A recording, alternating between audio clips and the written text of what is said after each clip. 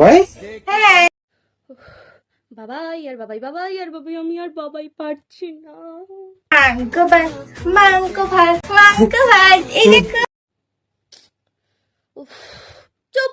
মাংস ভাত খাবো। হুম এত নাচ এত নাচ এত আনন্দ এত আনন্দ।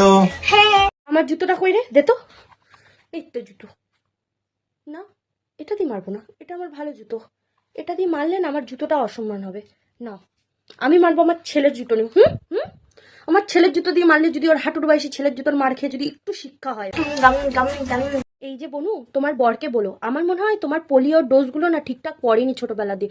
তোমার মা বাবা হয়তো কোনো কারণে কয়েকটা পোলিওর ডোজ মিস করে গেছে, ভিটামিন অয়েল পড়েনি, তার জন্যই তোমার এই ন্যাকামো পানাগুলো দেখতে হচ্ছে। মানে তুমি একটুখানি অ্যাবনর্মাল হয়ে গেছো, পোলিওর ডোজগুলো পরপর ঠিক পাওনি। তো যাই হোক, তোর আপনার বরকে আমি বলছি, বনু দিদি কে হবেন আমি জানি না, কিন্তু আপনি তো ন্যাকা খুকি, তাই আমি বনুই বলছি, আপনার বউকে ঠিকঠাক পোলিওর ডোজগুলো দিন, ঠিক আছে?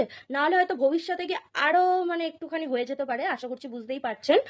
তারপরেও যদি না হয় তাহলে আমার কাছে ব্যবস্থা আছে। কি ব্যবস্থা দেখতে চান? আমার মতো যারা ন্যাকা খুকিটাকে সহ্য করতে পারছেন না তাদের আমি বলবো, বাস চেনেন? বাস, বাস নিয়ে মারবেন একটাই মাথায় বাড়ি, যাদের দেখাবে। আমার ঘরে তো বাস নেই, আমার ঘরে আছে এই যে ব্যাট, এটা অনেকেই হয়তো চিনবেন, ক্রিকেট খেলার ব্যাট।